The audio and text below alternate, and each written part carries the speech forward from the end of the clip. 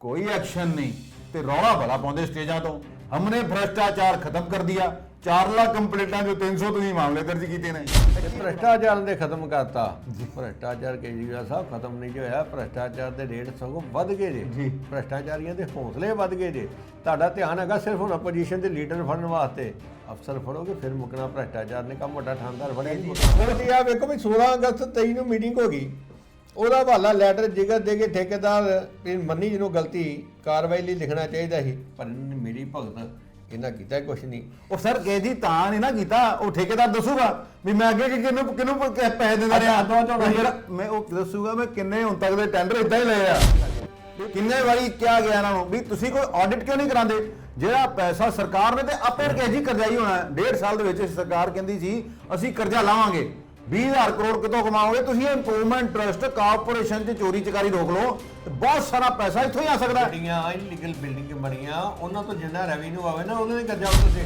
DSP ਸਾਹਿਬ SHO ਸਾਹਿਬ ਹੋਰ ਉਹਨਾਂ ਦਾ ਜਿਹੜਾ ਪੂਰਾ ਥਾਣਾ ਗੇਟ ਤੇ ਖਲੋਂਦਾ ਦਾ ਵੀ ਇਹਨਾਂ ਨੂੰ ਅੱਜ ਰਿਸੀਵ ਕਰਨਾ ਆਪਾਂ ਆਂਦੇ ਵਾਇਦਾ ਕਹਿੰਦੇ ਸਲੂਟ ਠਾ ਆਈਏ ਪਧਾਰੀਏ ਵੀ ਕਹਿੰਦੇ ਉਹਨਾਂ ਨੂੰ ਤੇ ਇਹਨਾਂ ਨੇ ਪੁੱਛ ਕੇ ਸੀ ਕੀ ਕਰਨੀ ਇਹਨਾਂ ਕੋਲੋਂ ਬਿਲਕੁਲ ਠੀਕ ਗੱਲ ਆ ਵੀ ਤੁਹਾਨੂੰ ਮੈਂ ਫਿਰ ਦੱਸਿਆ ਵੀ ਅਫਸਰਾਂ ਦਾ ਪੁਲਿਸ ਦਾ ਜਿਹੜੇ ਲੀਡਰ ਆ ਇਹਨਾਂ ਦਾ ਨੈਕਸਸ ਚੱਲਦਾ ਦੜੇ ਸਟੇ ਕਾਰੋਬਾਰਾਂ ਦਾ ਨਸ਼ਾ ਵੇਚਣ ਵਾਲਿਆਂ ਦਾ ਇਹ ਨੈਕਸਸ ਬੜਾ ਤਗੜਾ ਤੋੜਨਾ ਬੜਾ ਜ਼ਰੂਰੀ ਹਰ ਥਾਂ ਤੇ ਹੈਗਾ ਹਰ ਸਟੇਟ 'ਚ ਆ ਵੀ ਮਤਲਬ ਇਹ ਸਾਡੇ ਪੰਜਾਬ ਦੀ ਆ ਕਰਨਾ ਕੀ ਚਾਹੁੰਦੇ ਜੇ ਸਾਰੇ ਕਹਿੰਦੇ ਗਰੀਬੀ ਖਤਮ ਕਰਾਂਗੇ ਮਹਿੰਗਾਈ ਖਤਮ ਕਰਾਂਗੇ ਨਾ ਗਰੀਬੀ ਖਤਮ ਹੋਈ ਨਾ ਮਹਿੰਗਾਈ ਖਤਮ ਹੋਈ ਨਾ ਬੇਰੁਜ਼ਗਾਰੀ ਖਤਮ ਹੋਈ ਭੰਡਾਰੀ ਸਾਹਿਬ ਅੱਗੇ ਸ਼ਰਾਬ ਦੇ ਕੇ ਸੂਟ ਦੇ ਕੇ ਆਟਾ ਦੇ ਕੇ ਵੋਟਾਂ ਲਈਆਂ ਜਾਂਦੀਆਂ ਸੀ ਹੁਣ ਕਹਿੰਦਾ ਵੀ ਸਿਲੰਡਰ ਇੰਨਾ ਦਊਂ ਮੈਂ ਤੁਹਾਡੇ ਕੋਲ ਹਰ ਘਰ ਔਰਤਾਂ ਨੂੰ 1000 ਰੁਪਇਆ ਦਊਂ ਕੋਈ ਕਹਿੰਦਾ ਮੈਂ 1500 ਰੁਪਏ ਦੇਊਂਗਾ ਮੈਂ ਗਰੀਬਾਂ ਨੂੰ ਘਰ ਬਣਾ ਕੇ ਦਊਂ ਨਵੀਂ ਤੋਂ ਨਵੀਂ ਸਕੀਮ ਦੇਈ ਜਾਂਦੇ ਇੱਕ ਕਿਸਮ ਦਾ ਵੋਟ ਖਰੀਦਣ ਦੇ ਆਏ ਸਤਿ ਸ਼੍ਰੀ ਅਕਾਲ ਨਮਸਕਾਰ ਮੈਂ ਹਾਂ ਦੀਪਕ ਭੰਡਾਰੀ ਤੁਸੀਂ ਦੇਖ ਰਹੇ ਹੋ D4 ਨਿਊਜ਼ ਸਾਡੇ ਵਿਸ਼ੇਸ਼ ਪ੍ਰੋਗਰਾਮ ਖਰੀਆਂ 'ਚ ਤੁਹਾਡਾ ਸਵਾਗਤ ਹੈ ਸਰਕਾਰ ਬਦਲ ਗਈ ਪਰ ਸਿਸਟਮ ਉਹੀ ਰਿਹਾ ਉਹੀ ਦਫ਼ਤਰਾਂ ਦੇ ਵਿੱਚ ਹਜੇ ਭ੍ਰਿਸ਼ਟਾਚਾਰ ਚੱਲ ਰਿਹਾ ਹੈ ਕਿਸ ਤਰ੍ਹਾਂ ਅਫਸਰ ਮਨਮਾਨੀ ਕਰਦੇ ਨੇ ਠੇਕੇਦਾਰਾਂ ਨਾਲ ਅਫਸਰਾਂ ਨਾਲ ਮਿਲ ਕੇ ਕਿਸ ਤਰ੍ਹਾਂ ਕਾਰਪੋਰੇਸ਼ਨ ਤੇ ਇੰਪਰੂਵਮੈਂਟ ਟਰਸਟਾਂ ਦੇ ਵਿੱਚ ਗੋਲਮਾਲ ਹੋ ਰਿਹਾ ਹੈ ਹਾਲਾਂਕਿ ਮੁੱਖ ਮੰਤਰੀ ਭਗਵੰਤ ਮਾਨ ਕਈ ਵਾਰੀ ਕਹਿ ਚੁੱਕੇ ਨੇ ਵੀ ਅਸੀਂ ਤਾਂ ਪੂਛਾਂ ਕੁੱਟਦੇ ਰਹੇ ਹਾਂ ਤੇ ਸੱਪ ਮਾਰਨਾ ਸਿਰੀ ਤੋਂ ਸੱਪ ਮਾਰਨਾ ਤੇ ਜਿਹੜੇ ਸਿਰ ਆ ਉਹ ਤੇ ਚੰਡੀਗੜ੍ਹ ਬੈਠੇ ਨੇ ਪਰ ਜਿਹੜੇ ਥੱਲੇ ਪੂਛਾਂ ਦੇ ਉੱਤੇ ਕਾਰਵਾਈ ਕਰਨੀ ਵੀ ਬੜੀ ਇੰਪੋਰਟੈਂਟ ਹੈ ਕਿਉਂਕਿ ਪੂਛਾਂ ਹੀ ਜਿਹੜੀਆਂ ਨਾ ਉਹ ਫਾਈਲਾਂ 'ਚ ਹੀ ਹੇਰ-ਫੇਰ ਕਰੀ ਜਾਂਦੀਆਂ ਕਰਦੇ ਟੈਂਡਰ ਕੁਝ ਭਰੇ ਜਾਂਦੇ ਨੇ ਤੇ ਫਿਰ ਉਹਨਾਂ ਨੂੰ ਕਿੱਦਾਂ ਫਾਈਲਾਂ ਨੂੰ ਬਦਲਿਆ ਜਾਂਦਾ ਗੱਲਬਾਤ ਕਰਾਂਗੇ ਤੇ ਫਿਰੋਜ਼ਪੁਰ ਦੀ ਸਾਬਕਾ ਐਮਐਲਏ ਸਤਕਾਰ ਕੌਰ ਗਹਿਰੀ ਨੂੰ ਤੇ ਉਹਦੇ ਘਰ ਵਾਲੇ ਲਾਡੀ ਗਹਿਰੀ ਨੂੰ ਵਿਜੀਲੈਂਸ ਵੱਲੋਂ ਗ੍ਰਿਫਤਾਰ ਕਰ ਲਿਆ ਗਿਆ 2017 ਦੇ ਵਿੱਚ ਇਹਨਾਂ ਨੇ ਕਾਂਗਰਸ ਦੀ ਟਿਕਟ ਤੇ ਇਲੈਕਸ਼ਨ ਲੜਿਆ ਸੀ ਤੇ ਜਿੱਤੇ ਸਨ 2022 ਚ ਇਹਨਾਂ ਨੂੰ ਲੱਗ ਗਿਆ ਪਤਾ ਕਿ ਮੈਨੂੰ ਟਿਕਟ ਨਹੀਂ ਮਿਲਣੀ ਤੇ ਬੀਜੇਪੀ 'ਚ ਸ਼ਾਮਲ ਹੋ ਗਏ ਹੁਣ ਪਹਿਲੇ ਇਹ ਕਿਹਾ ਜਾ ਰਿਹਾ ਸੀ ਕਿ ਜਿਹੜੇ ਲੋਕ ਬੀਜੇਪੀ 'ਚ ਚਲੇ ਗਏ ਨੇ ਸ਼ਾਇਦ ਆਮ ਆਦਮੀ ਪਾਰਟੀ ਦੀ ਸਰਕਾਰ ਉਹਨਾਂ ਨੂੰ ਛੱਡ ਦੇਵੇ ਪਰ ਇਹ ਵੀ ਮਿਥਕ ਹੁਣ ਸਰਕਾਰ ਨੇ ਤੋੜ ਦਿੱਤੀ ਹੈ ਤੇ ਇਹ ਵੀ ਹੈ ਕਿ ਲੀਡਰਾਂ ਨੂੰ ਸਭ ਮਾਫ ਵੀ ਹੈ ਇੱਕ ਲੀਡਰ ਦੇ ਉੱਤੇ ਆਰੋਪ ਲੱਗਦੇ ਨੇ ਕਿ ਉਹਨੇ ਸਰਕਾਰੀ ਕੰਮ 'ਚ ਵਾਧਾ ਪਹੁੰਚਾਈ ਹੈ ਤੇ ਜਦੋਂ ਉਹਨੂੰ ਥਾਣੇ ਬੁਲਾਇਆ ਜਾਂਦਾ ਹੈ ਤੇ ਪੁੱਛਗਿੱਛ ਕਰਨ ਵਾਲੇ ਅਧਿਕਾਰੀ ਉਹਦਾ ਸਵਾਗਤ ਕਰਨ ਵਾਸਤੇ ਗੇਟ ਤੇ ਖਲੋਂਦੇ ਨੇ ਤੇ ਉਹਨੂੰ ਸਲੂਟ ਵੀ ਮਾਰਦੇ ਨੇ ਕੱਲ ਹੈਦਰਾਬਾਦ ਦੇ ਵਿੱਚ ਕਾਂਗਰਸ ਵਰਕਿੰਗ ਕਮੇਟੀ ਦੀ ਬੈਠਕ ਹੁੰਦੀ ਹੈ ਜਿੱਥੇ ਪ੍ਰਤਾਪ ਸਿੰਘ ਬਾਜਵਾ ਤੇ ਕਾਂਗਰਸ ਦੇ ਪ੍ਰਦੇਸ਼ ਅਧਿਕਸ਼ ਅਮਰਿੰਦਰ ਸਿੰਘ ਰਾਜਾ ਵੜਿੰਗ ਵੀ ਪਹੁੰਚੇ ਸਨ ਉੱਥੇ ਇਹਨਾਂ ਨੇ ਕੀ ਗੱਲਬਾਤ ਕੀਤੀ ਕਿ ਆਮ ਆਦਮੀ ਪਾਰਟੀ ਤੇ ਕਾਂਗਰਸ ਦੇ ਵਿੱਚ ਗਠਬੰਧਨ ਹੋਏਗਾ ਕਿ ਨਹੀਂ ਹੋਣਾ ਚਾਹੀਦਾ ਹੈ ਕਿ ਨਹੀਂ ਇੱਥੇ ਗੱਲਬਾਤ ਕਰਾਂਗੇ ਸਾਡੇ ਨਾਲ ਸਾਡੇ ਐਕਸਪਰਟ ਰਾਕੇਸ਼ ਸ਼ਰਮਾ ਜੀ ਨਮਸਕਾਰ ਭੰਡਾਰੀ ਸਾਹਿਬ ਸ਼ਰਮਾ ਜੀ ਦੇਖੋ ਜਦੋਂ ਆਮ ਆਦਮੀ ਪਾਰਟੀ ਦੀ ਸਰਕਾਰ ਸੱਤਾ 'ਚ ਨਹੀਂ ਸੀ ਆਈ ਤੇ ਹਰ ਜਗ੍ਹਾ ਤੇ ਇਹ ਕਿਹਾ ਜਾਂਦਾ ਸੀ ਵੀ ਭ੍ਰਿਸ਼ਟਾਚਾਰ ਜਿਹੜਾ ਨਾ ਉਹ ਚਰਮ ਤੇ ਹੈ ਲੋਕਾਂ ਨੂੰ ਵਾਕਈ ਪਤਾ ਲੱਗ ਗਿਆ ਲੋਕ ਮਹਿਸੂਸ ਕਰਨ ਲੱਗ ਗਏ ਵੀ ਜਿਹੜੇ ਬੈਠੇ ਨੇ ਨਾ ਉਹ ਇਹ ਸ਼ਾਇਦ ਚੋਰ ਨੇ 92 ਸੀਟਾਂ ਸਰਕਾਰ ਦੀਆਂ ਜਿੱਤੀਆਂ ਗਈਆਂ ਦੇਖੋ ਕਈ ਵਾਰੀ ਭਾਸ਼ਣਾਂ 'ਚ ਮੁੱਖ ਮੰਤਰੀ ਭਗਵੰਤ ਮਾਨ ਕਹਿੰਦੇ ਆ ਵੀ ਜ਼ੀਰੋ ਟੋਲਰੈਂਸ ਭ੍ਰਿਸ਼ਟਾਚਾਰ ਖਤਮ ਕਰਤਾ ਪਰ ਜਿਹੜੀਆਂ ਰਿਪੋਰਟਾਂ ਸਾਹਮਣੇ ਆਉਂਦੀਆਂ ਉਹਦੇ 'ਚ ਤੇ ਸਾਹਮਣੇ ਕਿਤੇ ਭ੍ਰਿਸ਼ਟਾਚਾਰ ਮੁੱਕਿਆ ਤੇ ਲੱਗਦਾ ਨਹੀਂ ਵੀ ਟੈਂਡਰ ਦੀ ਫਾਈਲ ਕੁਝ ਹੋਰ ਭਰੀ ਜਾਂਦੀ ਹੈ ਵੀ ਮੰਨ ਲਓ ਕਿਤੇ 10 ਕਰੋੜ ਦੇ ਕੰਮ ਹੋਣੇ ਨੇ ਕੋਈ ਭਰ ਦਿੰਦਾ ਮੈਂ 10% ਲੈਸ ਕਰੂੰਗਾ ਕੋਈ ਕਹਿੰਦਾ ਮੈਂ 15% ਲੈਸ ਕਰੂੰਗਾ ਕੋਈ 20 ਵੀ ਭਰ ਦਿੰਦਾ ਪਰ ਬਾਅਦ ਦੇ ਵਿੱਚੋਂ ਫਾਈਲਾਂ ਹੀ ਗਵਾ ਦਿੰਦੇ ਤੇ ਡੁਪਲੀਕੇਟ ਫਾਈਲਾਂ ਤੇ ਫਿਰ ਆਪਣੀ ਮਨਮਰਜ਼ੀ ਦਾ ਰੇਟ ਭਰ ਕੇ ਸਰਕਾਰ ਨੂੰ ਚੂਨਾ ਲਾਉਂਦੇ ਤੁਹਾਨੂੰ ਵੀ ਯਾਦ ਹੋਣਾ ਕਿ ਇੰਪਰੂਵਮੈਂਟ ਟਰਸਟ ਦੇ ਬਿਲਕੁਲ ਨਾਲ ਇੱਕ 4 ਮੰਜ਼ਿਲਾ ਬਿਲਡਿੰਗ ਵੀ ਬਣੀ ਜੀ ਦੋ ਸਰਕਾਰਾਂ ਬਦਲ ਗਈਆਂ ਅਕਾਲੀ ਬੀਜੇਪੀ ਬਦਲ ਗਈ ਕਾਂਗਰਸ ਬਦਲ ਗਈ ਤੇ ਆਮ ਆਦਮੀ ਪਾਰਟੀ ਨੂੰ 18 ਮਹੀਨੇ ਹੋ ਗਏ ਕੋਈ ਐਕਸ਼ਨ ਨਹੀਂ ਤੇ ਰੌਲਾ ਭਲਾ ਪਾਉਂਦੇ ਸਟੇਜਾਂ ਤੋਂ हमने भ्रष्टाचार खत्म कर दिया 4 लाख कंप्लेंटा जो 300 ਤੁਸੀਂ ਮਾਮਲੇ ਦਰਜ ਕੀਤੇ ਨੇ ਇਹ ਕੀ ਹੈ ਪੂਰਾ ਮਾਮਲਾ ਵਾਕਈ ਸਰਕਾਰਾਂ ਬਦਲ ਗਈਆਂ ਸਿਸਟਮ ਨਹੀਂ ਬਦਲਿਆ ਜੀ ਭਗਤ ਮਾਨ ਜੀ ਤੇ ਕਹਿੰਦੇ ਸੀ ਵੀ ਸੱਪ ਉੱਤਰ ਬੈਠੇ ਆ, ਅਸੀਂ ਸੱਪ ਮਾਰਨਾ ਹੋਵੇ ਤੇ ਸੱਪ ਨੂੰ ਉੱਤੋਂ ਫੜ ਲਓ, ਸ੍ਰੀ ਮਾਰੀ ਦੀ ਸਰੀ ਤੋਂ ਫੜ ਲਓ ਤੇ ਫੇਰ ਹੀ ਮਰਦਾ, ਤੇ ਪੂਛ ਤੋਂ ਫੜਿਆ ਨਹੀਂ ਮਰਦਾ ਜੀ। ਪਰ ਇੱਥੇ ਤੇ ਹੁਣ ਪੁੱਛਿਆ ਸਾਰਾ ਮਾਲ ਖਾਈ ਜਾਣ ਡੀਆਂ ਜੀ। ਉਹ ਵੇਖੋ, ਮੈਂ ਕੇਜਰੀਵਾਲ ਸਾਹਿਬ ਤੋਂ ਜਦੋਂ ਦੌਰੇ ਤੇ ਕਹਿਣ ਡੇ ਸੀ ਭਗਵੰਤ ਮਾਨ ਜੀ ਨੇ ਬਹੁਤ ਵਧੀਆ ਕੰਮ ਕੀਤਾ, ਕਿਸੇ ਭ੍ਰਿਸ਼ਟਾਚਾਰੀ ਨੂੰ ਨਹੀਂ ਛੱਡ ਰਹੇ, ਟ੍ਰੈਫਿਕ ਸਿਸਟਮ ਸੁਧਾਰਤਾ ਦੇ ਮੈਂ ਸਿੱਖੂੰਗਾ ਇਹਨਾਂ ਕੋਲੋਂ ਵੀ ਕਿੱਦਾਂ ਸੁਧਾਰਿਆ। ਚਲੋ ਵਧੀਆ ਗੱਲ, ਸਿੱਖੋ ਜੇ ਚੰਗਾ ਕਰਤਾ ਤੇ ਆਂਦੇ ਸਕੂਲ ਇਹਨਾਂ ਨੇ ਬੜੇ ਵਧੀਆ ਕਰਤੇ, ਹੈਲਥ ਦਾ ਵਧੀਆ ਕਰਤਾ, ਵਿਜੀਲੈਂਸ ਤੇ ਬਹੁਤ ਵਧੀਆ ਕੰਮ ਕਰ ਰਹੀ ਹੈ, ਵਾਕਈ ਵਿਜੀਲੈਂਸ ਵਧੀਆ ਕੰਮ ਕਰ ਰਹੀ ਹੈ, ਬੋਝ ਬਹੁਤ ਵਿਜੀਲੈਂਸ ਤੇ ਭ੍ਰਿਸ਼ਟਾਚਾਰ ਦੇ ਖਤਮ ਕਰਤਾ। ਭ੍ਰਿਸ਼ਟਾਚਾਰ ਕੇਜਰੀਵਾਲ ਸਾਹਿਬ ਖਤਮ ਨਹੀਂ ਜੋ ਹੋਇਆ, ਭ੍ਰਿਸ਼ਟਾਚਾਰ ਦੇ ਰੇਟ ਸਗੋਂ ਵੱਧ ਗਏ ਜੇ, ਭ੍ਰਿਸ਼ਟਾਚਾਰੀਆਂ ਦੇ ਹੌਸਲੇ ਵੱਧ ਗਏ ਜੇ। ਤੁਹਾਡਾ ਧਿਆਨ ਹੈਗਾ ਸਿਰਫ ਹੁਣ ਆਪੋਜੀਸ਼ਨ ਦੇ ਲੀਡਰ ਫੜਨ ਵਾਸਤੇ, ਅਫਸਰ ਫੜੋਗੇ ਫਿਰ ਮੁੱਕਣਾ, ਭ੍ਰਿਸ਼ਟਾਚਾਰ ਨੇ ਕੰਮ ਵੱਡਾ ਠਾਣਦਾਰ ਫੜਿਆ ਨਹੀਂ ਮੁੱਕਣਾ। ਪਹਿਲੇ ਨਾ ਹੁੰਦਾ ਸੀ ਵੀ ਕਿਸੇ ਨੇ ਕਿਸੇ ਡਿਪਾਰਟਮੈਂਟ 'ਚ ਘਪਲਾ ਕੀਤਾ, ਇਹਨਾਂ ਨੂੰ ਲੱਗਿਆ ਵੀ ਸਾਰੀ ਦੀ ਸਾਰੀ ਸਾਡੇ ਖਿਲਾਫ ਅਫਸਰ ਚਾਹੀ ਸਾਰੀ ਸਾਡੇ ਖਿਲਾਫ ਹੋ ਜਾਏਗੀ, ਕੰਮ ਤੇ ਇਹਨਾਂ ਕੋਲ ਲੈਣਾ, ਜੇ ਗਰਦੌਰੀਆਂ ਕਰਾਉਣੀਆਂ ਤੇ ਪਟਵਾਰੀਆਂ ਕੋਲ ਕਰਾਉਣੀਆਂ, ਜੇ ਟੈਂਡਰ ਲੈਣੇ ਤੇ ਇਹਨਾਂ ਕੋਲ ਸਾਰਾ ਕਰਨਾ। ਇਸ ਕਰਕੇ ਉਹਨਾਂ ਨੇ ਨਵਾਂ ਕੰਮ ਹੀ ਬਦਲਤਾ, ਡਿਸਪ੍ਰੋਪੋਰਸ਼ਨੇਟ ਐਸੈਟਸ, ਆਮਦਨ ਤੋਂ ਵੱਧ ਜਾਇਦਾਦ ਦੇ ਕੇਸ। ਵੀ ਇਕੱਲੇ ਉਹਨਾਂ ਨੇ ਕਿੱਦਾਂ ਕਰਬੜੀ ਕਰਕੇ ਆਪਣੇ ਆਮਦਨ ਤੇ ਬਣਾ ਲਈ, ਵੀ ਕੋਈ ਨਾ ਕੋਈ ਅਫਸਰ ਤਾਂ ਸ਼ਾਮਲ ਹੋਗਾ ਨਾ ਵਿੱਚ। ਅਫਸਰ ਪੂਰੇ ਨਾਲ ਜੀ, ਅਫਸਰਾਂ ਦੀ ਮਰਜ਼ੀ ਤੋਂ ਬਿਨਾਂ ਫਾਈਲ ਤੇ ਤੋਰ ਨਹੀਂ ਅਫਸਰਾਂ ਨੇ ਆ, ਮੰਤਰੀ ਸਿੱਧੀ ਤੇ ਤੋਰ ਨਹੀਂ ਸਕਦਾ ਜੀ। ਹੁਣ ਵੇਖੋ ਇੰਪਰੂਵਮੈਂਟ ਟਰਸਟ ਨੂੰ ਜੇ ਆਪਾਂ ਘਟਾ ਲਿਆ ਨਾ, ਟਰਸਟ ਕਹਿ ਦਈਏ ਨਾ, ਤੇ ਕੋਈ ਇਹ 'ਚ ਗਲਤ ਗੱਲ ਨਹੀਂ ਹੈਗੀ। ਇੱਥੇ ਰੋਜ਼ ਘਟਾਲੇ ਨਵੇਂ ਤੋਂ ਨਵਾਂ ਨਿਕਲਦਾ। ਵੇਖੋ ਗਗਨ ਚੁੰਬੀ ਇਮਾਰਤਾਂ ਬਣ ਗਈਆਂ, ਇਹਨਾਂ ਦੀ ਨੱਕ ਥੱਲੇ ਬਣਨ ਡੀਆਂ, ਅੱਗੇ ਪਰਦਾ ਪਾ ਦਿੰਦੇ, ਪਿੱਛੇ ਉਹਨਾਂ ਕਹਿੰਦੇ ਕੰਮ ਜਾਰੀ ਰੱਖੋ, ਨੋਟਿਸ ਕਾਗਜ਼ਾਂ 'ਚ ਕੱਢੀ ਜਾਂਦੇ, ਆਪਣੀਆਂ ਜੇਬਾਂ ਗਰਮ ਕਰੀ ਜਾਂਦੇ ਆ। ਜਿੰਨੇ ਟਰਸਟ ਦੇ ਅਧਿਕਾਰੀ ਕਰਮਚਾਰੀ ਹੈ ਨਾ, ਇਹਨਾਂ ਦੀ ਜਾਇਦਾਦਾਂ ਦੀ ਵੀ ਜਾਂਚ ਹੋਣੀ ਚਾਹੀਦੀ ਹੈ। ਕਿੰਨੇ ਜਿੱਥੇ ਮੁੜ ਕੇ ਇੱਥੇ ਕਿਉਂ ਲੱਗ ਜਾਂਦੇ ਆ?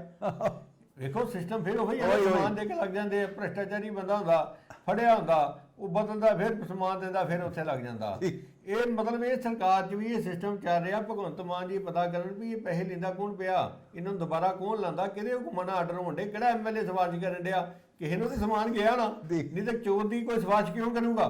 ਕਰੂਗਾ। ਹੁਣ ਵੇਖੋ ਇਦਾਂ ਹੀ ਇੱਥੇ ਟੈਂਡਰ ਲੱਗਦੇ ਆ ਜੀ, ਕੰਮ ਹੁੰਦੇ, ਟੈਂਡਰ 'ਚ ਲੈਸ ਕੋਈ ਭਰੀ ਜਾਂਦੀ ਆ, ਲੋਕਾਂ ਸਾਹਮਣੇ ਹੋ ਗਿਆ ਵੀ ਇੰਨੀ ਲੈਸ ਤੇ ਕੰਮ ਆ ਗਿਆ, ਮਗਰੋਂ ਫਾਈਲ ਬਦਲ ਦਿੱਤੀ ਜਾਂਦੀ, ਘੱਟ ਲੈਸ ਵਾਲੀ ਫਾਈਲ ਸਰਕਾਰ ਨੂੰ ਭੇਜ ਦਿੱਤੀ ਜਾਂਦੀ ਆ, ਜਾਂ ਗਵਾ ਦਿੰਦੇ ਆ। ਹਾਂ, ਬਹੁਤ ਸਾਰੀਆਂ ਫਾਈਲਾਂ ਕੇ ਜੀ ਤੁਹਾਨੂੰ ਇਹ ਵੀ ਯਾਦ ਹੋਣਾ ਵੀ ਉੱਥੋਂ ਕਾਪਰ ਸਿੰਘ ਵੀ ਗਵਾ ਗਈਆਂ ਸੀ ਤੇ ਟਰਸਟ ਵੀ ਇੱਕ ਵਾਰੀ ਗਵਾਚੀਆਂ ਸੀ।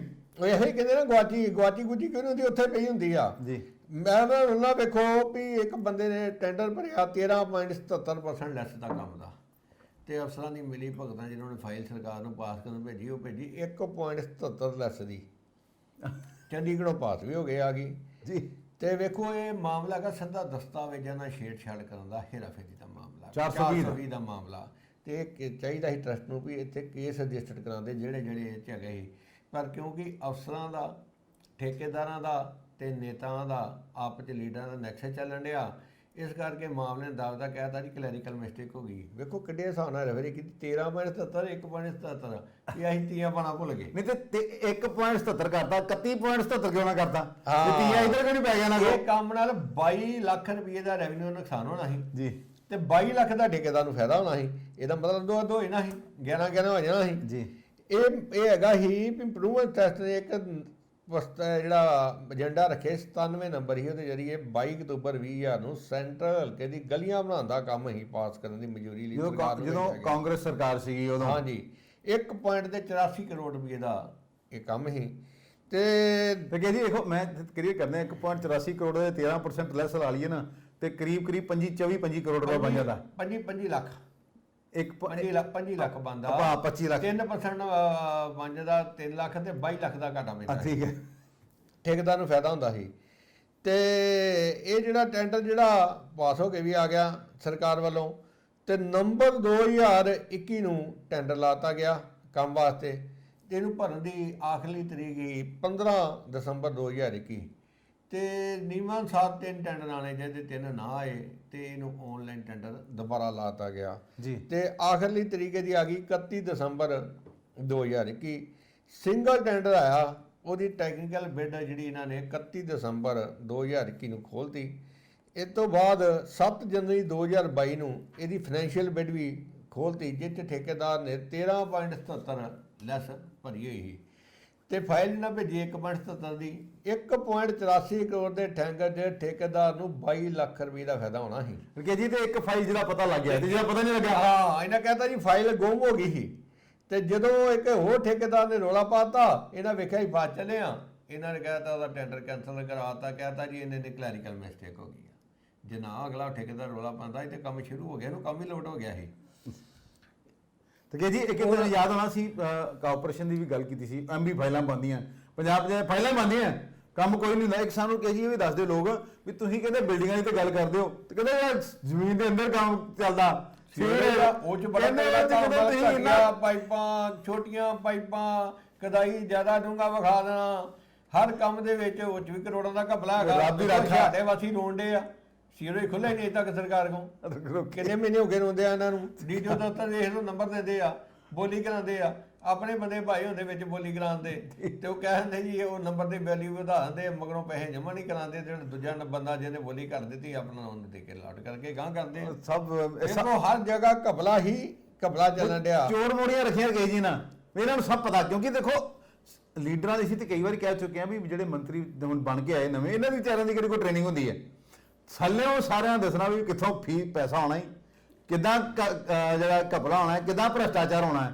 ਉਹਨੂੰ ਪਹਿਲੇ ਤੇ ਕਹਿੰਦੇ ਵੀ ਸਾਡੇ ਨਾਲ ਰਲ ਜਾ, ਨਹੀਂ ਰਲਦਾ ਤੇ ਉੱਤੇ ਪਤਾ ਹੀ ਲੱਗਣ ਦੇ ਸਭ ਥੱਲੇ ਗੋਲਮਾਲ ਕਰੀ ਜਾਂਦੇ। ਦੇਖੋ ਅਫਸਰਾਂ ਤੇ ਸਾਰਾ ਪਤਾ ਸੀ ਨਾ ਵੀ ਲੈਸ ਕਿੰਨੀ ਆ ਜੀ, ਲੈਸ 'ਚ ਫਰਕ ਹੋਣ ਦੇ ਬਾਵਜੂਦ ਚੁੱਪ ਰਹੇ ਅਫਸਰ। ਪਹਿਲਾਂ 13/77 ਲੈਸ ਵਾਲੀ ਜਿਹੜੀ ਫਾਈਲ ਸੀ ਉੱਤੇ 2 ਅਫਸਰਾਂ ਦੇ ਸਾਈਨ ਹੋ ਗਏ ਸੀ ਜੀ, ਤੇ ਦਸਤਾਵੇਜ਼ ਵੈਟਿੰਗ ਨੂੰ ਭੇਜਿਆ ਨਹੀਂ ਗਿਆ, ਤਾਂ ਉਹਦੇ ਵੀ ਫਾਈਲ ਗੁੰਮ ਹੋ ਗਈ ਆ।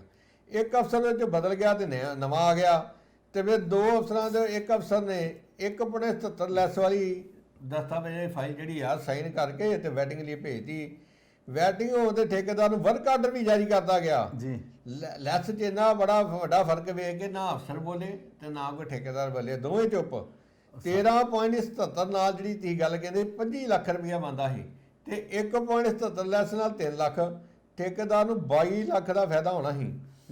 ਕਿ ਜੀ ਸਵਾਲ ਤੇ ਇਹ ਹੈ ਨਾ ਜੀ, ਕਿੰਨੇ ਕਰੋੜਾਂ ਦਾ ਹੀ ਡਿਵੈਲਪਮੈਂਟ ਹਰ ਸਾਲ ਹੁੰਦੀ ਹੈ, ਉਹੀ ਸੜਕਾਂ, ਉਹੀ ਗਲੀਆਂ, ਉਹੀ ਨਾਲੀਆਂ ਬਣਾਈ ਜਾਂਦੇ ਆ ਵੀ ਇੰਨਾ ਚਿਰ। ਤੇ ਕਹਿੰਦੇ ਨੇ ਅਸੀਂ ਕਈ ਵਾਰੀ ਗੱਲ ਕੀਤੀ ਹੈ ਵੀ ਜੇ ਇੰਨਾ ਪੈਸਾ ਵਾਕਈ ਲੱਗਿਆ ਹੋਵੇ ਤੇ ਸਟੀਲ ਦੀਆਂ ਸੜਕਾਂ ਬਣ ਜਾਣੀਆਂ। ਹੁੰਦਾ ਗਾੜੀ ਸਾਹਿਬ ਪੁਰਾਣੀ ਇੱਟਾਂ ਗੁੱਟ ਕੇ ਉਹੀ ਰੋਟੀ ਪਾ ਦਿੰਦੇ ਆ, ਤੇ ਸੂਲਨ ਦੇਖਾ ਪੁਰਾਣੀ ਵਿੱਚ ਇਹਨਾਂ ਨੂੰ ਭੇਜ ਨਹੀਂ ਹੁੰਦੀ ਆ, ਉੱਤੇ ਰੋਟੀ ਪਾ ਦਿੰਦੇ ਆ। ਹੁਣ ਵੇਖੋ 16 ਅਗਸਤ 23 ਨੂੰ ਟਰਸਟ ਦੇ ਚੇਅਰਮੈਨ ਸਾਹਿਬ ਮੀਟਿੰਗ ਹੋਣ ਦੀ ਹੁੰਦੀ ਤੇ ਉਹਨੂੰ ਠੇਕੇਦਾਰ ਨੂੰ ਸੱਦ ਲੈਂਦੇ ਆ, ਆਂਦੇ ਦੱਸ ਵੀ ਕਿੱਦਾਂ ਗੱਲ ਮਿਲ ਕੀਤਾ, ਆਂਦਾ ਜੀ ਮੇਰੇ ਅਫਸਰਾਂ ਮੈਂ ਇਹ 'ਚ ਹੇਰਾਫੇਰੀ ਕੀਤੀ ਆ।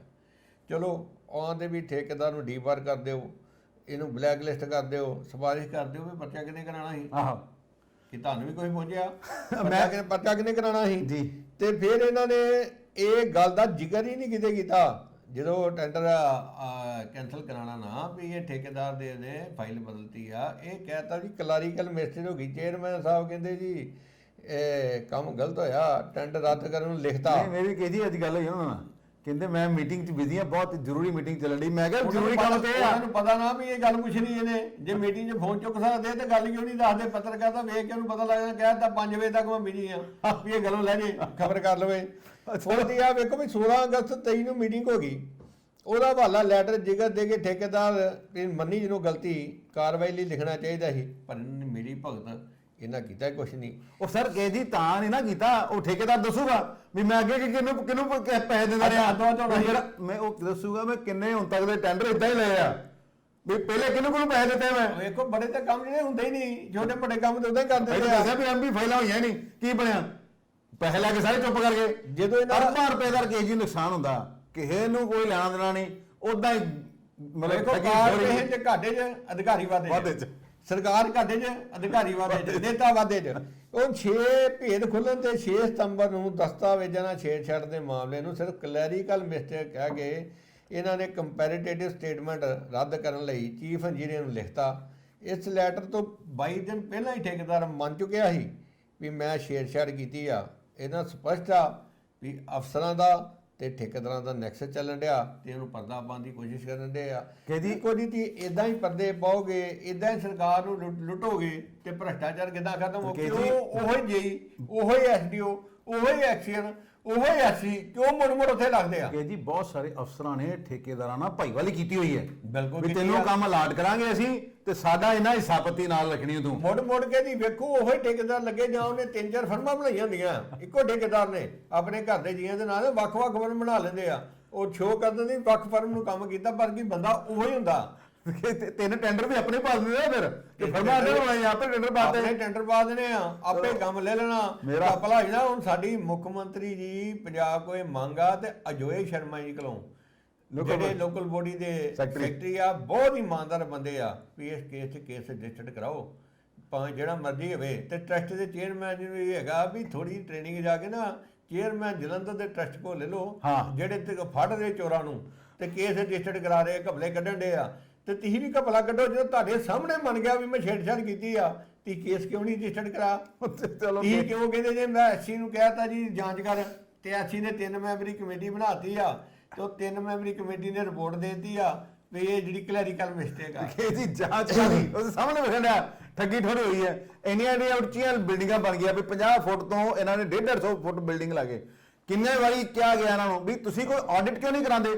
ਜਿਹੜਾ ਪੈਸਾ ਸਰਕਾਰ ਨੇ ਤੇ ਆਪੇ ਰਕੇਜੀ ਕਰਜ਼ਾਈ ਹੋਣਾ। 1.5 ਸਾਲ ਦੇ ਵਿੱਚ ਸਰਕਾਰ ਕਹਿੰਦੀ ਸੀ ਅਸੀਂ ਕਰਜ਼ਾ ਲਾਵਾਂਗੇ, 20,000 ਕਰੋੜ ਕਿਤੋਂ ਕਮਾਓਗੇ ਤੁਸੀਂ? ਇੰਪਰੂਵਮੈਂਟ ਟਰਸਟ ਕਾਰਪੋਰੇਸ਼ਨ 'ਚ ਚੋਰੀ ਚਕਾਰੀ ਰੋਕ ਲਓ ਤੇ ਬਹੁਤ ਸਾਰਾ ਪੈਸਾ ਇੱਥੋਂ ਹੀ ਆ ਸਕਦਾ। ਜਿਹੜੀਆਂ ਇਲੀਗਲ ਬਿਲਡਿੰਗ ਬਣੀਆਂ ਉਹਨਾਂ ਤੋਂ ਜਿੰਨਾ ਰੈਵਨਿਊ ਆਵੇ ਨਾ ਉਹਦੇ ਨਾਲ ਕਰਜ਼ਾ ਉਤਰਦੇ।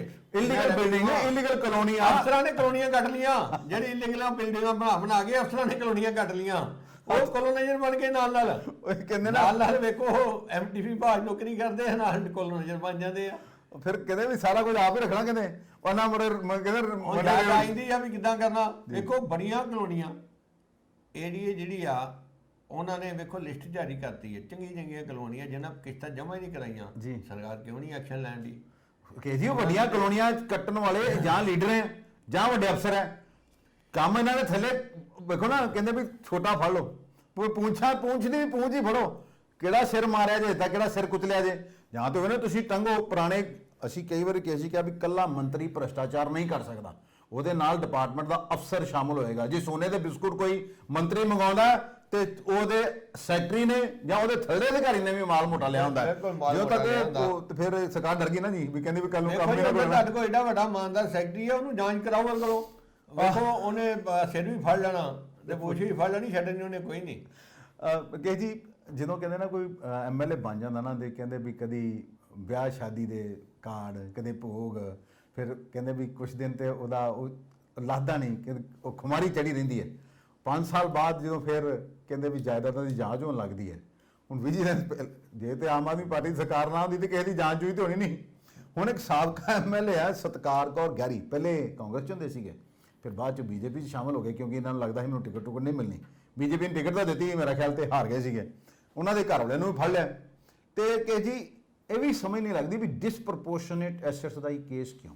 ਵੀ ਜਿੱਥੇ ਉਹਨਾਂ ਨੇ ਗਲਤੀ ਕੀਤੀ, ਜੇ ਵਾਕਈ ਆਮਦਨ ਤੋਂ ਵੱਧ ਜਾਇਦਾਦ ਉਹਨਾਂ ਨੇ ਬਣਾਈ ਹੈ, ਕਿਸ ਤਰ੍ਹਾਂ ਬਣਾਈ, ਕਿੱਥੋਂ ਖਾਦੇ ਪੈਸੇ? ਇਹ ਮੇਨ ਪੁਆਇੰਟ ਆ ਵੀ ਬਣਾਈ ਕਿੱਥੇ, ਸਮਾਨ ਲਿਆ ਕਿਹਦੇ ਕੋਲ ਤੇ ਕਿੱਥੋਂ ਕਰੰਸੀ ਲਈ ਜਾਂਦੇ ਵੀ ਕੋਈ ਅਫਸਰ ਸਾਰੇ ਜੇ ਇਹ ਸਵਾਲ ਹੈਗੀ ਵੀ ਉਹ ਕਿਸੇ ਅਫਸਰ ਕੋਲ ਤਾਂ ਲਈ ਨਾ, ਕਿਸੇ ਨੇ ਦਵਾਈ ਜਾਂ ਕਿਸੇ ਲੋਕਾਂ ਕੋਲ ਲਈ, ਉਹ ਰਿਕਵਰੀ ਕਰੋ ਉਹਦੇ ਕੋਲ। ਕੀ ਹੈ ਮਾਮਲਾ? ਵੇਖੋ ਇਹ ਕੈਪਟਨ ਸਰਕਾਰ ਵਰੇ ਫਿਰੋਜ਼ਪੁਰ ਦਿਹਾਤੀ ਤੋਂ ਪਹਿਲੀ ਵਾਰੀ ਕਾਂਗਰਸ ਦੇ ਟਿਕਟ ਤੇ ਲੜੇ ਤੇ ਐਮਐਲਏ ਚੁਣੇ ਗਏ ਸੀ ਸਤਕਾਰ ਕੌਰ ਗਹਿਰੀ ਜੀ। ਤੇ ਹੁਣ ਕੈਪਟਨ ਸਰਕਾਰ ਦਾ ਕੈਪਟਨ ਦੇ ਸਰਕਾਰ ਦੇ ਵਿੱਚ ਹੀ ਹੈ ਤੇ ਬੜੇ ਪਾਵਰਫੁਲ ਹੀ। ਇਹਨਾਂ ਦਾ ਘਰ ਵਾਲਾ ਵੀ ਮੈਂਬਰ ਜ਼ਿਲ੍ਹਾ ਪਰਿਸ਼ਦ ਹੀ, ਉਹਦੀ ਬੜੀ ਚੱਲਦੀ ਜੀ ਲਾਡੀ ਗਹਿਰੀ। ਤੇ ਬੀਜੇਪੀ ਦਾ ਹੁਣ ਕਾਂਗਰਸ ਨਾਲ ਆਪ ਦਾ ਅਲਾਈਅੰਸ ਦੀ ਗੱਲਬਾਤ ਚੱਲ ਰਹੀ ਆ, ਤੇ ਹੁਣ ਜਿਹੜਾ ਭਗਵੰਤ ਮਾਨ ਦੀ ਤੋਪ ਦਾ ਮੂੰਹ ਜਿਹੜਾ ਉਹਨੂੰ ਬੀਜੇਪੀ ਵਾਲਿਆਂ ਨਾਲ ਮੋੜਤਾ। ਹੁਣ ਬੀਜੇਪੀ ਦੇ ਡਰ ਤੇ ਆ ਗਏ, ਜਿਹੜੇ ਕਾਂਗਰਸ ਤੋਂ ਬੀਜੇਪੀ ਸ਼ਾਮਲ ਹੋਇਆ। ਹਾਂ, ਬੀਜੇਪੀ ਦੇ ਡਰ ਤੇ ਆ ਗਏ ਆ। ਵੇਖੋ ਜਿਹੜਾ ਵੀ ਚੋਰ ਹੋਊਗਾ ਕਿਤੇ ਚੱਲ ਗਿਆ, ਮੈਂਬਰ ਤੇ ਇਸ ਟਾਈਮ ਬੀਜੇਪੀ ਦਾ ਨਾ, ਬੀਜੇਪੀ ਨੇਤਰੀ ਆ ਇਸ ਟਾਈਮ। ਉਹ ਇਹਨਾਂ ਨੂੰ ਜਦੋਂ 22 ਚ ਇਲੈਕਸ਼ਨ ਹੋਏ, ਟਿਕਟ ਨਾ ਦਿੱਤੀ ਤੇ ਆਪਣੀ ਕਾਂਗਰਸ ਦੇ ਖਿਲਾਫ ਰੱਜ ਕੇ ਬੋਲੇ ਕਾਂਗਰਸ ਵਾਲੇ ਕੱਢਤੇ ਬੀਜੇਪੀ 'ਚ ਆ ਗਏ। ਹੁਣ ਵੇਖੋ ਬੜੇ ਕਾਫੀ ਮਹੀਨਿਆਂ ਤੋਂ ਵਿਜੀਲੈਂਸ ਇਹਨਾਂ ਦੇ ਮਗਰ ਲੱਗੀ ਸੀ, ਪੁੱਛਗਿੱਛ ਇਹਨਾਂ ਕੋ ਕਰ ਰਹੀ, ਦੋਵਾਂ ਮੀਆਂ ਬੀਬੀ ਕੋ ਹੋ ਚੁੱਕੀ ਸੀ। ਤੇ ਹੁਣ ਇਹਨਾਂ ਨੂੰ ਆਮਦਨ ਤੋਂ ਵੱਧ ਜਾਇਦਾਦ ਬਣਾਉਣ ਦੇ ਕੇਸ ਦੇ ਵਿੱਚ ਮੁਹਾਲੀ ਤੋਂ ਗ੍ਰਿਫਤਾਰ ਕਰ ਲਿਆ ਗਿਆ ਦੋਵਾਂ ਜੀਆਂ ਨੂੰ। ਤੇ ਜਿੱਦਾਂ ਦੱਸਿਆ ਤਾਂ ਘਰ ਵਾਲਾ ਵੀ ਬੜਾ ਪਾਵਰਫੁਲ ਸੀ, ਜ਼ਿਲ੍ਹਾ ਪਰਿਸ਼ਦ ਮੈਂਬਰ ਸੀ। ਉਹ ਕਾਂਗਰਸ ਵੇਲੇ ਵੀ ਇਹਦਾ ਬੜਾ ਵਿਰੋਧ ਹੁੰਦਾ ਸੀ ਵੀ ਇਹ ਕਰੰਸੀ ਲੈਂਦੇ ਆ, ਪਰ ਸਰਕਾਰ ਆਪਣੀ ਕਿਸੇ ਨੇ ਰੌਲਾ ਨਹੀਂ ਪਾਇਆ। ਤੇ ਟਿਕਟ ਜਦੋਂ ਨਹੀਂ ਮਿਲੀ ਉਦੋਂ ਇਹਨਾਂ ਕਾਂਗਰਸ ਛੱਡਤੀ ਸੀ ਤੇ ਬੀਜੇਪੀ ਰਲ ਗਏ ਸੀ। ਤੇ ਉਹਨਾਂ ਪੂਰੀ ਡਿਟੇਲ ਅਜੇ ਵਿਜੀਲੈਂਸ ਬਿਊਰੋ ਨੇ ਪ੍ਰੈਸ ਨੋਟ ਜਾਰੀ ਨਹੀਂ ਕੀਤਾ। ਅਰਗੇ ਜੀ ਕਈ ਵਾਰ ਉਹਨੂੰ ਬੁਲਾਇਆ ਗਿਆ ਸੀ, ਪਤਾ ਲੱਗੂਗਾ ਚੱਲ ਰਿਹਾ ਸੀ ਵੀ ਇਹਨਾਂ ਨੂੰ ਕਦੀ ਵੀ ਫੜਿਆ ਜਾ ਸਕਦਾ। ਇਹਦਾ 4-5 ਵਾਰੀ ਇਹਨਾਂ ਕੋਲ ਪੁੱਛਗਿੱਛ ਹੋ ਚੁੱਕੀ, ਜਿਵੇਂ ਇਹਨਾਂ ਦੀ ਕੋਠੀ ਦੀ ਮਿੱਤੀ ਮੁੱਤੀ ਹੋ ਚੁੱਕੀ ਸੀ, ਜਿਵੇਂ ਮਨਪ੍ਰੀਤ ਬਾਦਲ, ਇਹ ਕੰਮ ਸਾਰੇ ਹੋ ਚੁੱਕੇ ਸੀ, ਜਿਵੇਂ ਮਨਪ੍ਰੀਤ ਬਾਦਲ ਦਾ ਵੀ ਚੱਲ ਰਿਹਾ ਨਾ ਜੀ। ਹੁਣ ਰਾਜਾ ਵੜਿੰਗ ਸਾਹਿਬ ਦੀ ਵੀ ਫਾਈਲਾਂ ਫੁਲਾਂ ਕਿਤੇ ਖੁੱਲੀਆਂ। ਦੇਖੋ ਜੀ, ਉਹ ਸਹੀ ਗੱਲ ਕਹਿੰਦੇ ਆ ਵੀ ਜਿਹਨੇ 1 ਰੁਪਈਆ ਵੀ ਖਾਦਾ ਆਂਦੇ ਵੀ ਮੈਂ ਨਹੀਂ ਛੱਡਣਾ, ਮੈਂ ਨਾ ਇੱਕ ਖਾਣਾ, ਮੇਰੇ ਵਾਸਤੇ 1 ਰੁਪਈਆ ਖਾਣਾ ਵੀ ਹਰਾਮ ਆ। ਇਹ ਜੀ ਅਸੀਂ ਤੇ ਫਿਰ ਕਹਿੰਦੇ ਆ ਪਰ ਮੈਂ ਨਹੀਂ ਛੱਡਣਾ ਕਿਸੇ ਨਾਲ। ਅੱਜ ਮੈਂ ਸੁਣਨ ਡਿਆ ਹਾਂ ਤੇ ਮੈਨੂੰ ਆ ਗਿਆ ਫੋਨ ਗੁਰਦਾਸ ਮਾਨ ਦਾ ਵੀ ਕੀ ਕਰ ਰਹੇ ਹੋ। ਆਂਦੇ ਮੈਂ ਲੋਕਾਂ ਦਾ ਕਰਜ਼ਾ ਮੋੜਨ ਡਿਆ। ਆਂਦੇ ਲੋਕਾਂ ਦਾ ਕਰਜ਼ਾ ਮੋੜਨ ਦੇ, ਤੁਸੀਂ ਕਿਹਦੇ ਗੱਲ ਹੀ ਕਰਜ਼ਾ ਲਿਆ। ਆਂਦੇ ਵੀ ਮੈਂ ਇੱਕ ਪਿੰਡ 'ਚ ਗਿਆ ਹਾਂ, ਇੱਕ ਵਾਰੀ ਇੱਕ ਅਖਾੜਾ ਲਾਇਆ ਸੀ, ਮੈਨੂੰ ਸੱਦਿਆ, ਮੈਂ 1.5 ਲੱਖ ਲਿਆ ਸੀ ਉਹਨਾਂ ਕੋਲ, ਤੇ ਹੁਣ ਮੈਂ ਗਿਆ ਮੁੱਖ ਮੰਤਰੀ ਬਣ ਕੇ, ਤੇ ਉਹ ਆਂਦੇ ਵੀ ਹੁਣ ਸਾਡਾ 4 ਲੱਖ ਬਣ ਗਿਆ ਹੋਣਾ ਵਿਆਹੇ ਪਾ ਕੇ, ਤੇ ਹੁਣ ਮੈਂ 4-5 ਲੱਖ ਰੁਪਈਆ ਦਿਆਂ ਪਿੰਡ ਦੇ ਵਿਕਾਸ ਗ੍ਰਾਂਟ ਵਾਸਤੇ। ਦੇਖੋ ਭਗਵੰਤ ਮਾਨ ਜੀ ਕੰਮ ਨੋ ਡਾਊਟ ਬਹੁਤ ਵਧੀਆ ਕਰ ਰਹੇ ਆ, ਪਰ ਉਹਨਾਂ ਨੂੰ ਫਿਰ ਇੱਕੋ ਗੱਲ ਦੱਸਦੇ ਵੀ ਭ੍ਰਿਸ਼ਟਾਚਾਰ ਨਹੀਂ ਜੇ ਮੁੱਕਿਆ, ਕਰਪਸ਼ਨ ਉਦਾਂ ਦੀ ਉਦਾਂ ਜੇ, ਰੇਟ ਵੱਧ ਗਏ ਜੇ, ਤਰੀਕੇ ਬਦਲ ਲਿਆ। ਜਿੱਦਾਂ ਦੀ ਕਹਿੰਦੇ ਨੇ ਤਹਿਸੀਲਦਾਰ ਨੂੰ ਫੜਨਾ ਸੀ, ਕੈਮਰੇ ਲਾ ਤੇ ਉਹਦੇ ਘਰ ਵੀ ਲਾ ਤੇ, ਨਾ ਉੱਥੇ ਮਿਲੇ ਨਾ ਉੱਥੇ ਮਿਲੇ, 3 ਨੰਬਰ ਦੁਕਾਨ ਤੇ ਮਿਲੇ, ਬਾਹ ਵਸੂਲ। ਜਦੋਂ ਬਾਹ ਵਸੂਲ ਆ ਜਾਂਦੇ ਆਂਦੇ ਮੈਂ ਰਜਿਸਟਰੀਆਂ ਸਿੱਧੀਆਂ ਕਰਾ ਦੀਆਂ, ਸਿੱਧੀ ਲੈਂਗੁਏਜ ਲਿਖੋ, ਓਏ ਬਾਹ ਵਸੂਲ ਨਹੀਂ ਲੈਣਾ ਕਿਸੇ ਨੇ। ਰਕੇਸ਼ ਜੀ, ਸਵਾਲ ਫਿਰ ਉਹੀ ਆ ਜਾਂਦਾ ਵੀ ਤੁਸੀਂ ਜਿੰਨਾ ਚਿਰ ਦੇਖੋ, ਜੇ ਰਾਜਾ ਵੜਿੰਗ ਨੇ ਬੋਡੀਆਂ ਬਣਵਾਈਆਂ ਬਾਹਰੋਂ ਕਿੰਨੀਆਂ, ਤੇ ਜੇ ਪੈਸੇ ਤਾਂ ਅਫਸਰਾਂ ਦੇ ਥਰੂ ਹੀ ਆਈ ਗਏ ਨਾ, ਸਿੱਧੇ ਤੇ ਅਕਾਊਂਟ 'ਚ ਪਏ ਨਹੀਂ ਪੈਸੇ, ਅਫਸਰਾਂ ਨੂੰ ਸਾਰਾ ਪਤਾ ਹੋਏਗਾ। ਤੇ ਜੇ ਮਨਪ੍ਰੀਤ ਬਾਦਲ ਨੇ 3 ਥਾਂ ਤੇ ਕੰਪਿਊਟਰਾਂ 'ਚ ਇੱਕੋ ਕੰਪਿਊਟਰ 'ਚ 3 ਥਾਂ ਤੇ ਬੋਲੀ ਦੇ ਦਿੱਤੀ, ਅਫਸਰ ਨਾਲ ਰਲੇ ਆ।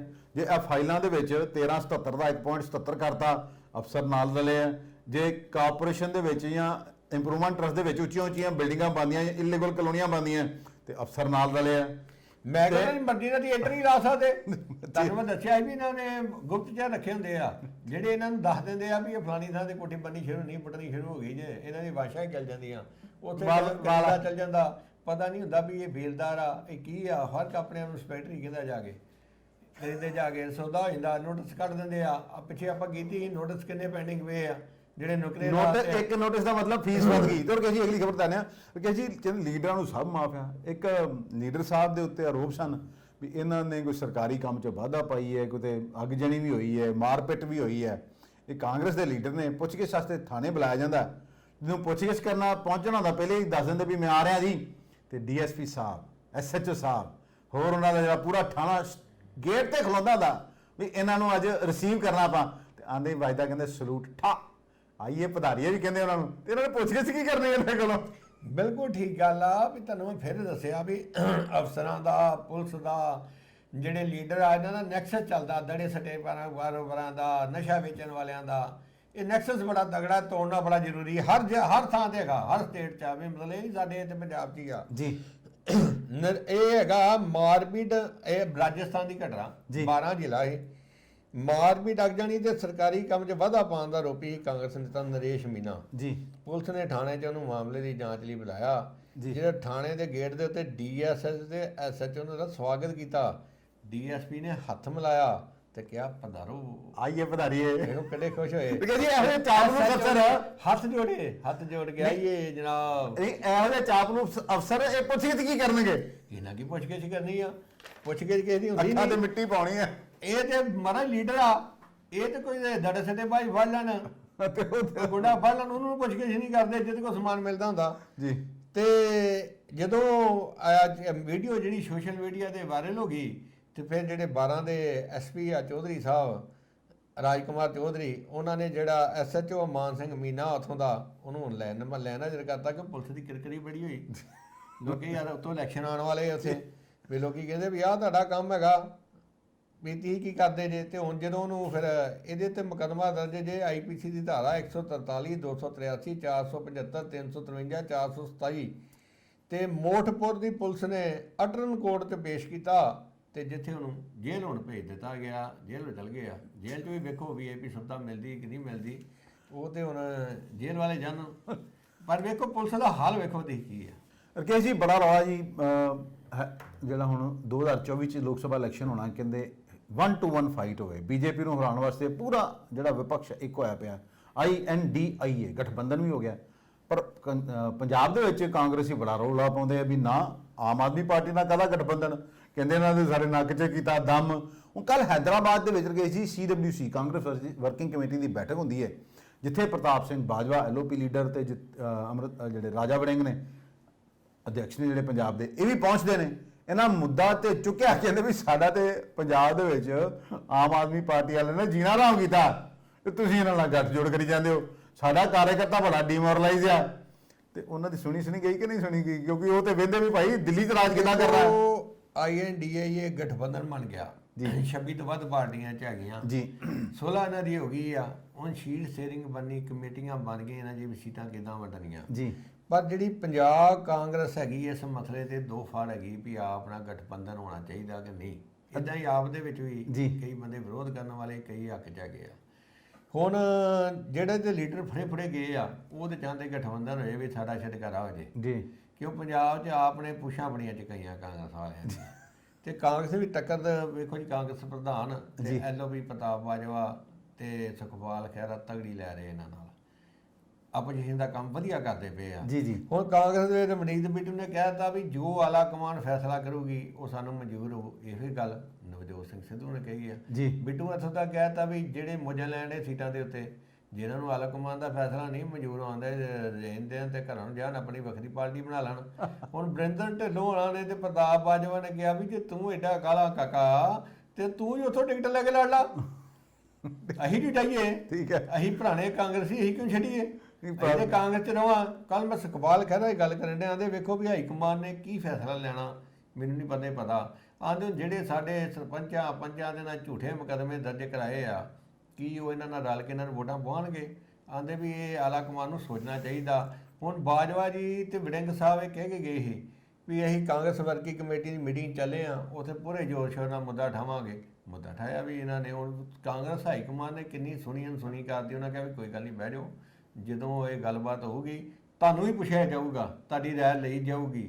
ਹੁਣ ਵੇਖੋ ਪੁੱਛਣਾ ਇਹਨਾਂ ਨੂੰ ਕਹਿੰਦੇ ਆ, ਉਹਨਾਂ ਨੂੰ ਆਪਣਾ ਟੀਚਾ ਦੇਖਦੀ ਹੈ ਸੈਂਟਰ ਸਰਕਾਰ ਜੀ, ਇਹਨਾਂ ਨੂੰ ਆਪਣਾ ਟੀਚਾ ਦੇਖਦਾ ਪੰਜਾਬ। ਇਹ ਦੀ ਗੱਲ ਹੈ ਨਾ ਜੀ। ਵੇਖੋ ਪੰਜਾਬ 'ਚ ਇਹ ਕਹਿੰਦੇ ਵੀ ਸਾਡਾ ਵਰਕਰ ਇਹ ਨਾ ਹੋਵੇ ਟੁੱਟ ਕੇ ਸਾਰਾ ਆਪ ਚ ਰਲ ਜੇ, ਜਿੱਦਾਂ ਦਿੱਲੀ 'ਚ ਤੁਸੀਂ ਕੀਤਾ ਸੀ ਤੇ ਮਗਰੋਂ ਦਿੱਲੀ 'ਚ ਅਜੇ ਤੱਕ ਇੱਕ ਸੀਟ ਨਹੀਂ ਆਈ ਕਾਂਗਰਸ ਨੂੰ। ਕਾਂਗਰਸ ਦਾ ਸੁਪਨਾ ਹੀ ਸਾਫ਼ ਹੋ ਗਿਆ ਵੀ ਕਿਤੇ ਪੰਜਾਬ 'ਚ ਨਾ ਕਰਾ ਦਿਓ, ਨਾ ਕਰੋ ਸਮਝੌਤਾ ਇਹਨਾਂ ਨਾਲ, ਨਾ ਕਰੋ, ਸਾਡਾ ਇਹਨਾਂ ਬੜਾ ਮਾਲ ਗੀਤ ਕੀਤਾ ਜੇ, ਇਹਨਾਂ ਨਾਲ ਸਮਝੌਤਾ ਨਾ ਕਰੋ, ਅਸੀਂ ਤੁਹਾਨੂੰ ਸੀਟਾਂ ਜਿੱਤ ਕੇ ਵਿਖਾਵਾਂਗੇ। ਜੀ ਉਹ ਤੇ ਇਹ ਵੀ ਕਹਿੰਦੇ ਸੀ ਉਦੋਂ 2022 ਚ ਵੀ ਕਹਿੰਦੇ ਸੀ ਵੀ ਅਸੀਂ ਜਾਂਦੇ ਇੱਥੇ ਕੇ ਵਿਖਾਵਾਂਗੇ। ਉਹ ਕਹਿੰਦੇ ਵੀ ਸਾਡੇ ਬਲਾਕ ਪ੍ਰਧਾਨ, ਸਾਡੇ ਜ਼ਿਲ੍ਹਾ ਪ੍ਰਧਾਨ, ਸਾਡੇ MLA, ਸਾਡੇ ਮੌਜੂਦਾ MLA ਕੋਈ ਨਹੀਂ ਚਾਹੁੰਦਾ MP ਨੂੰ ਛੱਡ ਕੇ। ਪਰ ਜੀ ਇਸ ਵੇਲੇ ਪਏ ਹੋਵੇ ਕਿਉਂ MP ਨੂੰ ਆਪਣੀ ਸੀਟਾਂ ਦੇਣੀਆਂ ਉੱਤੇ ਜਾਣ ਨੂੰ। ਜੀ ਸਭ ਤੋਂ ਜਿਹੜਾ ਵੱਡਾ ਅਹਿਮ ਸਵਾਲ ਹੈ ਨਾ ਜੀ, ਐਸੇ ਭਾਵੇਂ ਮਰਲ ਕਰਦੇ ਨੂੰ ਖੜ ਗਿਆ ਨਾਲ ਗੱਲਬਾਤ ਹੋਈ ਹੈ, ਉਹਨਾਂ ਨੇ ਕਹਿਤਾ ਵੀ ਕੋਈ ਗੱਲ ਨਹੀਂ ਸੀ, ਮਤਲਬ ਇਹਨਾਂ ਨੂੰ ਕੋਈ ਸਪਸ਼ਟ ਜਵਾਬ ਨਹੀਂ ਮਿਲਿਆ ਵੀ ਗਠਬੰਧਨ ਕਰਾਂਗੇ ਜਾਂ ਨਹੀਂ ਕਰਾਂਗੇ। ਤੁਹਾਨੂੰ ਸੁਣਿਆ ਜਾਊਗਾ, ਤੁਹਾਡਾ ਪੱਖ ਵੀ ਲਿਆ ਜਾਊਗਾ। 5 ਸਟੇਟਾਂ 'ਚ ਇਲੈਕਸ਼ਨ ਹੈ ਜੀ ਵਿਧਾਨ ਸਭਾ, ਕਿਉਂਕਿ ਕਾਂਗਰਸ ਲਈ ਉਹ ਜ਼ਿਆਦਾ ਇੰਪੋਰਟੈਂਟ ਹੈ। ਉਸ ਤੋਂ ਬਾਅਦ ਇੰਪੋਰਟੈਂਟ ਹੈ 2024 ਦਾ ਲੋਕ ਸਭਾ ਇਲੈਕਸ਼ਨ। ਕਿਉਂ ਇਹ ਵੀ ਕੇਸ ਜੀ ਚੱਲ ਰਿਹਾ ਵੀ ਜੇ ਕਿਤੇ ਸਹਿਮਤੀ, ਕਿਉਂਕਿ ਆਮ ਆਦਮੀ ਪਾਰਟੀ ਤੇ ਕਾਂਗਰਸ ਦਾ ਗਠਬੰਧਨ ਨਹੀਂ ਹੈ, ਉਹਦੇ 'ਚ ਹੋਰ ਵੀ ਬਹੁਤ ਸਾਰੀਆਂ ਪਾਰਟੀਆਂ ਸ਼ਾਮਲ ਜੀ। ਤੇ ਗਠਬੰਧਨ ਫਿਰ ਜੇ ਇੱਕ ਦੂਜੇ ਦਾ ਵਿਰੋਧ ਕਰਨਗੇ ਤੇ ਫਿਰ ਉਹ ਗਠਬੰਧਨ ਨੂੰ ਵੀ ਢਾਹ ਲੱਗੇਗੀ।